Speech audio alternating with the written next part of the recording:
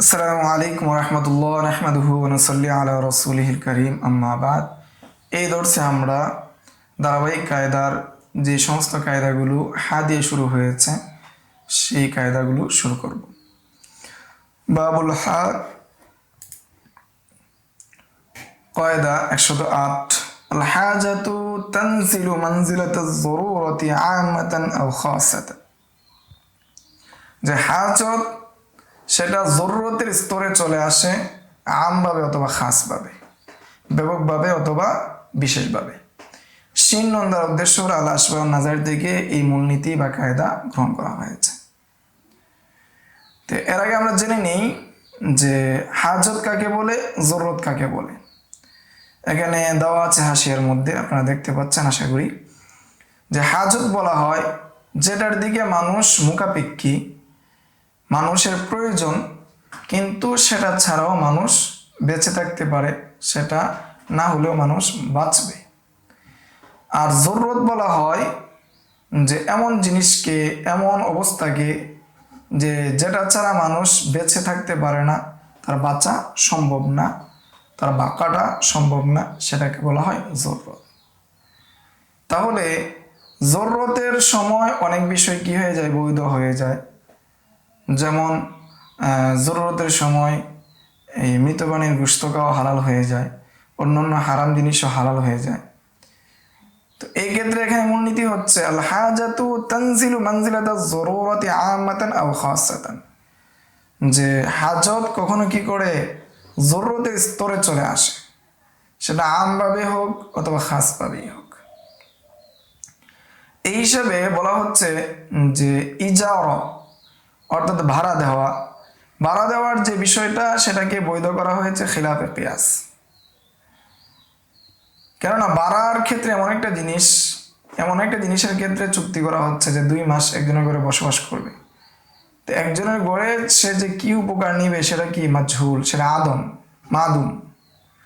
যেহেতু তার মানফাতটা মানাফাটা মাদুম, তাহলে এখানে কিয়াসে বলে এই চুক্তিটা বৈধ না হওয়ার। কিন্তু এই হাজতটা জরুরতের স্তরে পৌঁছে সেটা বৈধ হিসেবে গণ্য হয়েছে।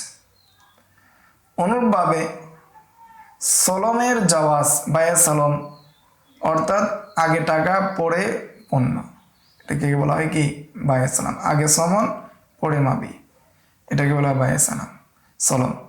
বায়ে সলমকে অর্থাৎ যে সময় মাবি নাই, যে সময় দান জমিতে উৎপন্ন হয় নাই, তখন টাকা দিচ্ছে, ক্রয় বিক্রয় করছে, এমত অবস্থায় মাবিটা কি মাজহুল না, মাবিটা মাদুম। মাজহুল তো হবে না, মাদুম। মাজহুল তো সলমই হবে না, মাদুম। যেহেতু এটা মাদুম, সেই হিসাবে সেটা বৈধ না হওয়ার কথা খেলাফে কিয়াস। কিন্তু যারা নিঃস্ব, যাদের টাকা পয়সা নাই, তাদের প্রয়োজনকে প্রাধান্য দেওয়ার ক্ষেত্রে বা তাদের প্রয়োজন পূরণ করার জন্য সেটাকে বৈধ করা হয়েছে, হাজতকে জরুরতের স্তরে নিয়ে আসা হয়েছে।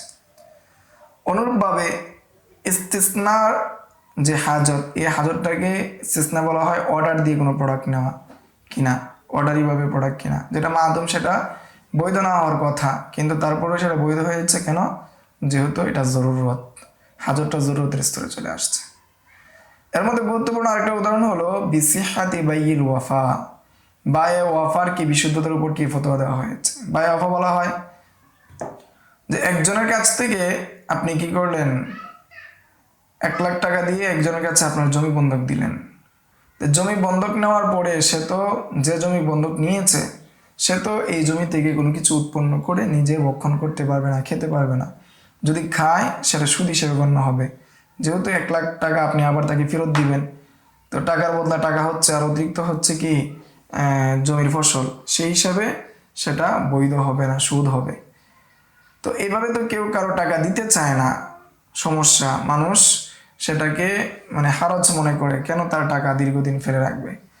তো এই ক্ষেত্রে সে যদি শর্ত করে যে তোমার কাছে আমার এই জমিটা 1 লাখ টাকার বিনিময়ে কি করে ফেললাম, বিক্রি করে ফেললাম, তুমি 1 লাখ টাকা দিয়ে তুমি তোমার কাছে বিক্রি করলাম, তুমি এই জমি থেকে উপকার ভোগ করো, তবে আমি যখন তোমাকে 1 লাখ টাকা ফেরত দিব তখন তুমি কি করবে, আমাকে এই জমি ফেরত দিয়ে দিবে।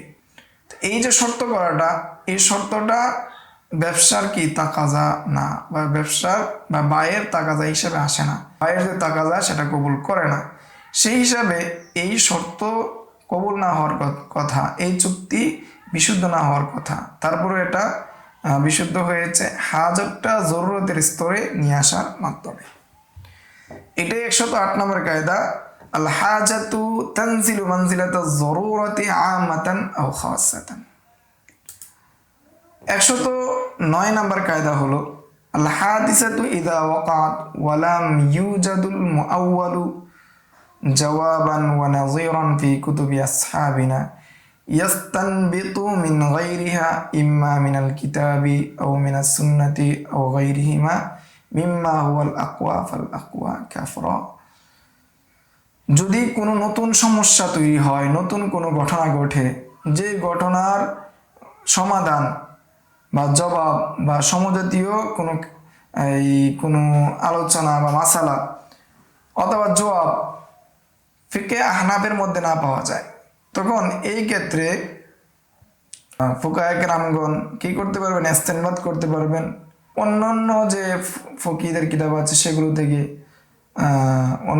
সেটা কিতাবুল্লাহ থেকে হতে পারে, হাদিস থেকে হতে পারে। এভাবে যেটা কওয়ি আল আকওয়া ফাল আকওয়া, শক্তিশালীর বিবেচনায়, শক্তির বিবেচনায় কি করতে পারবে, ইস্তেনবাত করতে পারবে। কাফরা দ্বারা উদ্দেশ্য হলো উসুল কারখি। তো এমন বিষয় পাওয়াটা মুশকিল যে কোনো বিষয়ের সমাধান ফিকে হানাফির মধ্যে নেই। সব বিষয়ের সমাধান হয়তো ইবারতান আছে, না হয় কায়দান আছে, কায়দান আছে, মূলনীতির ভিত্তিতে আছে। তো এই যে মূলনীতি আছে 109 নম্বর মূলনীতি, এই 109 নম্বর মূলনীতির ভিত্তিতেই মূলত নাওয়াজিলুল হাদিসা অর্থাৎ ফতোয়া ওয়াল ওয়াকিআত যেগুলো আছে সেগুলো তাখরিজ করা হয়েছে, ইস্তেনবাত করা হয়েছে। তাহলে 109 নম্বর কায়দা, এই বিষয়ে আমরা সহজেই বুঝে গিয়েছি, এই জন্য আর বিস্তারিত আলোচনা করছি না। 110 নম্বর কায়দা হলো আল হাদিসাতু মাহমা আখাযাত শিবাহান মিনাল আসলাইনে ওয়া হিয়া মুনকাসিমাতুন আলা ওয়াজহাইনে ফাইন্নাহা তুরাদ্দু ইলা কুল্লি ওয়াহিদিন মিনাল কিসমাইনে নুন। যখন কোনো ঘটনা বা কোনো বিষয় দুইটা মূলনীতির সাথে সম্পর্ক রাখে, দুই দিকের হওয়ারই কি সম্ভাবনা রাখে, তখন সেটা দুই দিকেই ফিরানো হবে এবং দুই দিকে ফিরানোর ভিত্তিতেই তার সমাধান করানো হবে, সমাধান নিয়ে আসা হবে। নুন দ্বারা উদ্দেশ্য হলো তাসিসুন নজর। তাসিসুন নজর কিতাব থেকে এই মূলনীতি বা কায়দা গ্রহণ করা হয়েছে। আল হাদিসাতু মাহমা আখাযাত শিবান মিনাল আসলাইনে, যখন কোনো ঘটনা সম্পর্ক রাখে দুটি মূলনীতির এবং সেটা দুভাবে হওয়ার সম্ভাবনা আছে, তাহলে সেটা দুইভাবেই কি বিবেচনা করা হবে, দুই দিক থেকেই কি হুকুম দেওয়া হবে। যেমন হজ, হজ যে একটা ইবাদত, এটা হলো ইবাদতে বাদানিয়া এবং ইবাদতে মালিয়া। তো হজকে ইবাদতে বাদানিয়া বলা যায়, ইবাদতে মালিয়া বলা যায়, দুটোটার সমন্বয়ে হলো হজ। ফলে ইবাদতে মালিয়া হিসাবে এটার মধ্যে নিয়াবত চলবে, অর্থাৎ কেউ যদি হজে অক্ষম হয়ে যায় তার পরিবর্তে অন্য কেউ হজ করতে পারবে। দ্বিতীয় কোনটা, দ্বিতীয়টা হলো মালিয়া, সেটা হলো মাশাক্কা, সেটাকে সে অর্জন করবে সে মাল খরচ করার মাধ্যমে, বিতানকিসিল মাল। তবে কারো যদি সক্ষমতা থাকে তাহলে সে নিয়াবত করাতে পারবে না, বদলি হজ করাতে পারবে না। যেহেতু হজ দুইটা মূলনীতির সাথে সম্পর্ক রাখে, বাদানিয়া এবং মালিয়া, তাহলে বাদানিয়ার ক্ষেত্রে কখনো যদি অক্ষমতা থাকে তাহলে মালিয়ার দিক থেকে তার নিয়াবত বৈধ। তবে বাদানিয়া যদি অর্থাৎ তার শারীরিক শক্তি যদি থাকে তাহলে তার নিয়াবত কি হবে না, বৈধ হবে না, বদলি হজ করানো যাবে না, যেহেতু এখানে ইতাআবে নাফস, শারীরিক ইবাদত পাওয়া যাচ্ছে না। এই মূলনীতির ভিত্তিতে ইমাম জুফর রহমতুল্লাহি আলাইহি মায়ে মুস্তামালকে কি বলেছেন? তাহিরুন গায়রু তুহুরিন, যেটা পবিত্র কিন্তু পবিত্রকারী না। যেমনটা হেদায়ের মধ্যে বলেছেন যে যদি মুস্তামিল যে সে যদি পবিত্র হয় তাহলে এটা ইনকান আল মুস্তামিলু মুতাওয়াজ্জিআন ফাহুয়া তাহুর। এখন যদি পানি ব্যবহারকারী যদি উযুকারী হয়, সে যদি পূর্ব দিকে পবিত্র হয় তাহলে সেটা পবিত্র। ওয়াইন কানা মুহদিসান ফাহুয়া তাহিরুন গায়রু তাহুরিন। আর যদি সে মুহদিস হয়, তার যদি উযু না থাকে, তাহলে সেটা পবিত্র হবে কিন্তু পবিত্রকারী হবে না। তাহলে এখানে ইমাম জুফর রহমতুল্লাহি আলাইহি এর মূলনীতির ভিত্তিতে একথা বলা হচ্ছে যে ব্যবহারকারী যদি পূর্বে থেকে উযু থাকে আবার সে দ্বিতীয়বার উযু করছে তাহলে সেটা পবিত্র। আর যদি ব্যবহারকারী পূর্বে থেকে তার উযু না থাকে তাহলে সেটা পবিত্র হিসেবে বিবেচিত কিন্তু পবিত্রকারী হিসেবে বিবেচিত হবে না। কেন? যে অঙ্গ যেগুলো রয়েছে সেগুলো কি পবিত্র, প্রকৃতপক্ষে সেগুলো পবিত্র। এই বিবেচনায় পানীয় কি হবে? পবিত্রই হবে, কিন্তু সেটাকে নাজাসের হুকুম দেওয়া হবে, যে তার হুকুমগত দিক থেকে সেটাকে নাজাসতের হুকুম দেওয়া হবে যে তহরত থাকা না থাকার ভিত্তিতে, যেহেতু সেটা দুইটা মূলনীতির সাথে কি রাখে? সম্পর্ক রাখে। আরেকটি উদাহরণ দেওয়া হচ্ছে যে একটি বিষয় দুটি মূলনীতির সাথে সম্পর্ক রাখা। ওয়াজ যদি হয়, যদি কেউ হেবা করে, দান করে, কিন্তু বিনিময়ের মাধ্যমে, যে একটা পণ্য দাম ছিল 1000, বলতেছে আচ্ছা আমি তোমাকে দিয়ে দিচ্ছি, তুমি আমাকে 500 দিয়ে দাও, এটাকে বলা হয় হিবা বিল আওয়াজ। তাহলে এটার মধ্যে হেবাও পাওয়া যাচ্ছে আবার বিনিময় পাওয়া যাচ্ছে। যেহেতু এখানে হেবাও পাওয়া যাচ্ছে বিনিময়ে পাওয়া যাচ্ছে, এই জন্য এখানে হেবার মধ্যে কি শর্ত? কবজ করা শর্ত। এবং উভয় দিক থেকে, যেহেতু এটা ব্যবসা, উভয় দিক থেকে কি করতে হবে? বাই হচ্ছে, উভয় দিক থেকে কবজ করা কি হবে? শর্ত হবে। কেননা হেবা যেটা শুরুতে কি ছিল? হেবা ছিল, কিন্তু যখন সেটাকে কি করা হয়েছে? শর্ত করা হয়েছে আওয়াজের মাধ্যমে, উভয় দিক থেকে হওয়ার মাধ্যমে সেটা কি হয়ে যাচ্ছে? বাই হয়ে যাচ্ছে। এখন যদি সেটা লফজে বাকে অন্তর্ভুক্ত করার মাধ্যমে করে, তাহলে শুরু এবং শেষ সর্বাবস্থায় কি হবে? এটা বাই হিসাবেই গণ্য হবে। এখন যদি উভয়জন কি করে? সেটাকে কবজ করে ফেলে, উভয়জন যদি সেটাকে গ্রহণ করে ফেলে, তাহলে সেই আকদ বিশুদ্ধ হবে, সেই চুক্তি বিশুদ্ধ বলে গণ্য হবে। যেহেতু এখানে বাই হয়েছে, এই বাই হিসাবে এটাকে কি করতে পারবে? যার জন্য হেবা করা হয়েছে, যে গ্রহণ করেছে, সে আইবের কারণে ফেরত দিতে পারবে, তার খেয়ারের থাকবে। এবং প্রতিবেশী যদি জমিন হয়, ঠিক আছে, যদি জমিন হয় তাহলে সেটার মধ্যে সুফও আসবে, কেননা এটা সর্বশেষ যে পরিণতি সেটা কি হয়েছে? সেটা বাই হিসেবে বিবেচিত হয়েছে। এখানে আমরা মূলনীতি নিয়ে আলোচনা করলাম। যদি একটা বিষয় দুটা বিষয়ের সাথে সম্পৃক্ত রাখে, তখন দুটা দিকেই কি ফেরানো যাবে, দুই দিকেই কি সমন্বয় করা যাবে। 111 নম্বর কায়দা, আল হুদুদু তুদরাউ বিশুবহাত। শিরনুন দ্বারা উদ্দেশ্য হলো আল আসবাহ ওয়ান নাযায়ের, যে শরীয়তে যে সমস্ত শাস্তি রয়েছে, চোরের হাত কাটা অথবা জিনার কি সঙ্গে সার করা, পাথর মারা, মদ পানের কি করা, বেত্রাঘাত করা, নির্দিষ্ট বেত্রাঘাত করা, এটার মধ্যে যদি কোনোভাবে শুভা চলে আসে, কোনো ধরনের সন্দেহ চলে আসে, তাহলে সেই হদ বাতিল হয়ে যায়, সেটা গ্রহণযোগ্য থাকে না। শরীয়ত যেভাবে চোরের বিধান কঠিন করেছে, তেমনিভাবে চোরের শাস্তি প্রমাণিত হওয়াটাকেও কঠিন করেছে।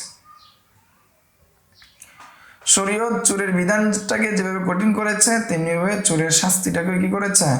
কঠিন করেছে। জিনাকে চোরের শাস্তি প্রমাণিত হওয়া বা চুরি প্রমাণিত হওয়াটাকে কঠিন করেছে। জিনাকে যেভাবে, জিনা শাস্তিকে যেভাবে শরীয়ত কঠিনভাবে দেখেছে, তেমনিভাবে জিনা প্রমাণিত হওয়াটাকেও প্রমাণিত করাটাকেও কঠিন হিসাবেই কি রেখেছে। তো এই জন্য সামান্য সন্দেহ থাকলে সেই হুদুদ আসে না। উদাহরণস্বরূপ বলা হয়েছে, কেউ যদি তার স্ত্রীর বাদীর সাথে অতি করে সহবাস করে, অথবা বাবার বাদীর সাথে, অথবা দাদার বাদীর সাথে, অথবা দাদির বাদীর সাথে, অথবা তার উপরে যারাই হোক তাদের দাসীর সাথে যদি কেউ সহবাস করে, আর সে যদি বলে যে আমি মনে করেছিলাম এটা কি আমার জন্য বৈধ, তাহলে জেনার যে শাস্তি সেই শাস্তি তার উপর আসবে না। কিন্তু তাজির, তাকে রাষ্ট্রের পক্ষ থেকে, কাজীর পক্ষ থেকে শাস্তি দেওয়া, তাজির করা, তাকে সতর্ক করা হিসাবে তাকে কিছু পানিশমেন্ট দেওয়া, এটা বাকি থাকবে এবং কাফারা বাকি থাকবে। তো এখানে আল হুদুদু তুদরাউ বিশুবহাত যেটা রয়েছে, এটা মনে হয় তান্দারিউ, সম্ভবত তান্দারিউ বিশুবহাত, যে হুদুদ যেটা রয়েছে সেটা শুবহাতের মাধ্যমে কি হয়ে যায়, বাতিল হয়ে যায়। সেটাকে ফুকায়ে আহনাফ সেটাকে 3 ভাগে ভাগ করেছে। তার মধ্যে প্রথম ভাগ হলো শুবহাতুন ফিল ফিল, যে কর্মের মধ্যে শুবা হওয়া, এটাকে বলা হয় আল ইস্তিবা, আর এটা 8টি জায়গার মধ্যে পাওয়া যায়। দ্বিতীয় প্রকার হলো শুবহাতুন ফিল মাহাল, স্থানের মধ্যে কি হওয়া, শুবা হওয়া, সেটা 6 জায়গায় পাওয়া যায়, সেটা 6টি। আর তৃতীয় হলো শুবহাতুল আকদ, চুক্তির মধ্যে কি হওয়া, শুবা হওয়া, চুক্তির মধ্যে শোভা চলে আসা। আচ্ছা, তাহলে আমরা শোভার যে বিষয়গুলো আমরা ভালোভাবে জেনে নিলাম, যে শোভার মাধ্যমে কি কি চলে যায়, হুদুদ চলে যায়, কিন্তু তাজির থাকে। তাজির বলা হয় শাসক বা কাজী যেটা নির্ধারণ করে, সেটাকে বলা হয় তাজির। 112 নম্বর কায়দা হলো আল হারবু খিদাআতুন, যুদ্ধ কৌশল অথবা ধোঁকা, যে অর্থই নিই আমরা। সিয়ার দ্বারা উদ্দেশ্য হলো সহজ সিয়ারুল কাবি, যুদ্ধ মূলত কি ধোঁকা অথবা কি কৌশল অবলম্বন। তো এখানে খিদাআতুন বা খাদাআতুন, খুদাআতুন তিনটাতেই পড়া যায়। তো এখানে খিদাআতুন আর খাদাআতুন উভয়টা ভাবে লোগাতান হিসেবে পড়া যায়। এর প্রেক্ষিতে, এই মূলনীতির ভিত্তিতে আল হারবু খিদাআতুন, যে যুদ্ধটা মূলত কৌশল বা ধোঁকা, এই হিসাবে মুজাহিদের জন্য সুযোগ রয়েছে যুদ্ধের সময় বিভিন্নভাবে কৌশল অবলম্বন করে শত্রুকে ধোঁকা দিয়ে তাকে কি করা, হত্যা করা, তাকে পরাজিত করার কি রয়েছে, বৈধতা রয়েছে। এই ক্ষেত্রে যদি কোনো কৌশল অবলম্বন করে, ধোঁকাবাজি অবলম্বন করে, বাহ্যিকভাবে যেটা ধোঁকা, সেটা ধোঁকা হিসেবে গণ্য হবে না। আর যদি মুসলমানরা কোনো মুশরিকদের সাথে কি করে, চুক্তি করে ফেলে, তাহলে সেই চুক্তির মধ্যে কখনো ধোঁকা কি হবে না, বৈধ হবে না।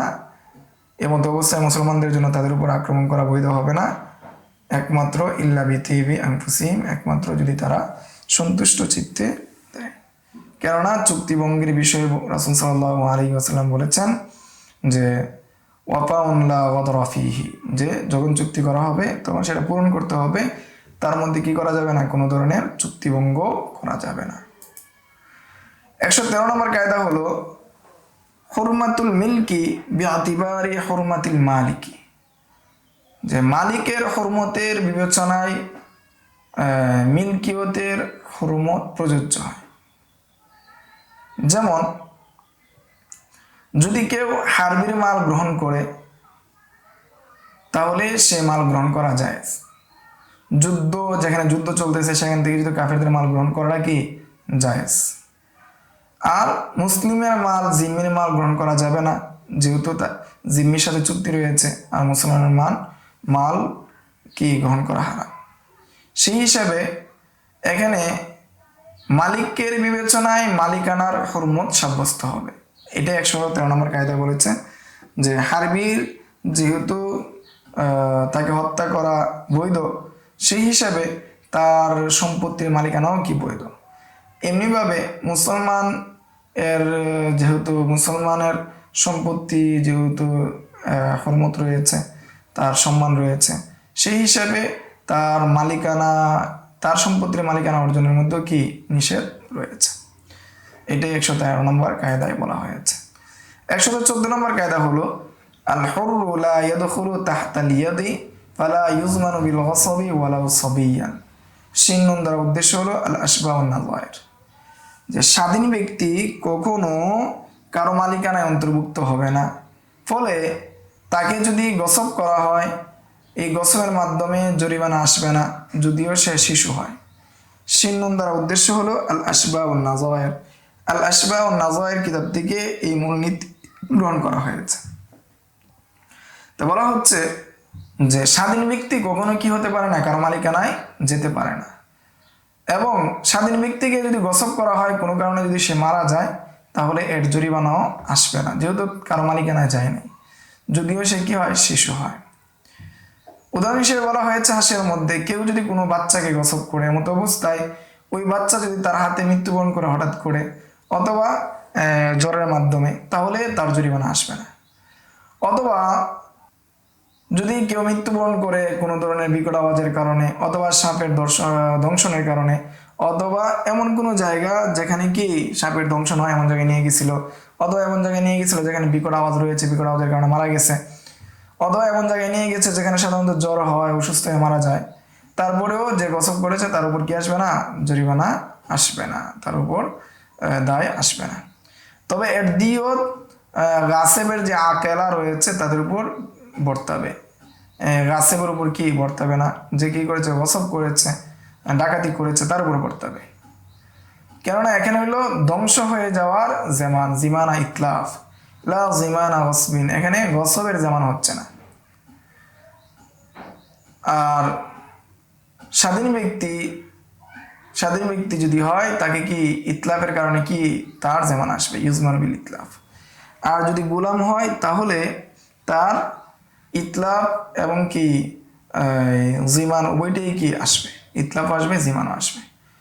তবে মুকাদ্দাব যদি হয় তাহলে সে স্বাধীনের হুকুমে আসবে, যেহেতু মুকাদ্দাব সে কি স্বাধীনের মতোই, ফলে তার যেমান আসবে না, গসবের কারণে যেমান আসবে না, কিন্তু তার কি আসবে, আকেলার উপর কি আসবে, এই দিয়ত আসবে, যদিও সে কি হয়, ছোট হয়। তাহলে 114 নম্বর কায়দা হলো যে স্বাধীন ব্যক্তি কখনো কারো মালিকানায় যেতে যাবে না, যদি গসব করে ফেলে তাহলে গসবের কারণে যদি মারা যায়, গসবের প্রেক্ষাপটে গিয়ে মারা যায়, তাহলে তার জরিমানা দিতে হবে না, যদিও সে শিশু হয়। শিন নুন দ্বারা উদ্দেশ্য হলো আল আশবাহ ওয়ান নাযায়ের। 115 নম্বর কায়দা হলো আল হাক্কু ইযা কানা মিম্মা লা ইয়াতাজাজ্জা ফাইন্নাহু ইয়াসবুতু লিকুল্লিন আলাল কামাল। যদি কোনো হক, কোনো অধিকার যদি এমন হয় যেটাকে ভাগ করা যায় না, ভাগ করে দেওয়া যায় না, তাহলে প্রত্যেকের জন্য পরিপূর্ণভাবে সে হক সাব্যস্ত থাকবে। যেমন উদাহরণস্বরূপ নাবালিকার বিবাহ দেওয়া, অথবা নাবালক বা নাবালিকার বিবাহ দেওয়ার ক্ষেত্রে ওলিদের কি আছে, অধিকার রয়েছে। এর প্রেক্ষিতে যে সমস্ত ওলি আছে সবার কি পরিপূর্ণভাবে কি থাকবে, অধিকার থাকবে তাদের বিবাহ দেওয়া, যেহেতু এই অধিকারটা কি করা যায় না, ভাগ করা যায় না। দ্বিতীয় উদাহরণ হলো কেসাসের মাফ করে দেওয়ার যে বিষয়, যদি কেউ কাউকে হত্যা করে এর বিপরীতে যদি কি আছে, ক্যাসাস আসে, এখন ক্যাসাস যদি তার ওয়ারিশ যারা রয়েছে, মরিসের যারা ওয়ারিশ যারা রয়েছে, এই ওয়ারিসের প্রত্যেকের জন্য ক্যাসাস মাফ করে দেওয়ার হকটা পরিপূর্ণভাবে আসবে। ফলে একজন যদি মাফ করে দেয় সবার পক্ষ থেকে মাফ হিসেবে গণ্য হবে। তৃতীয় উদাহরণ হলো যদি সাধারণ কি থাকে, রাস্তা থাকে, জনগণের রাস্তা থাকে, সবার এখানে চলার হুকুম আছে, এখন যদি এই রাস্তায় কোনো ধরনের সমস্যা দেখা দেয় তাহলে প্রত্যেকে আলাদাভাবে এর অবজেকশন দেওয়া, এর কি রিপোর্ট করা, এর জন্য কোনো ধরনের দাবি করা, তার জন্য পরিপূর্ণভাবে এককভাবে কি হবে, বাস্তবায়ন হবে। এটা এখানে বলা হয়েছে 115 নম্বর কায়দায় যে আল হাক্কু ইযা কানা মিম্মা লা ইয়াতাজাজ্জা ফাইন্নাহু ইয়াসবুতু লিকুল্লিন আলাল কামাল। যে কোনো হক যেটাকে কি করা যাবে না, ভাগ করা যায় না, সেটা প্রত্যেকের ক্ষেত্রে সমানভাবে প্রয়োগ হয়, সবাই সমানভাবে সে হক বিবেচনা করতে পারে, তার জন্য প্রযোজ্য হয়। 116 নম্বর কায়দা হলো আল হাক্কু লা ইয়াসকুতু বিতাকাদুমিজ জামান। শিন নুন দ্বারা উদ্দেশ্য আল আশবাহ ওয়ান নাযায়ের। যখন হক সাব্যস্ত হয়ে যাবে আমি আপনার কাছে টাকা পাই, 100 টাকা পাই, সেটা যত পুরনোই হোক সেই হক কি হবে না, বাতিল হবে না, জামানা যতই অতিবাহিত হোক। কেউ যদি কাউকে হত্যা করে 30 বছর পরেও সে হত্যার বিচার চাইতে পারবে, কিসাস দাবি করতে পারবে। কসফান আও কিসাসান আও লিআনান আও হাক্কান লিআবদিন, যে সেটা কজফ হোক, মিথ্যা সাক্ষীর কারণে হোক, কেসাসের হোক, লিআন হোক, অথবা কোনো বান্দার হক হোক।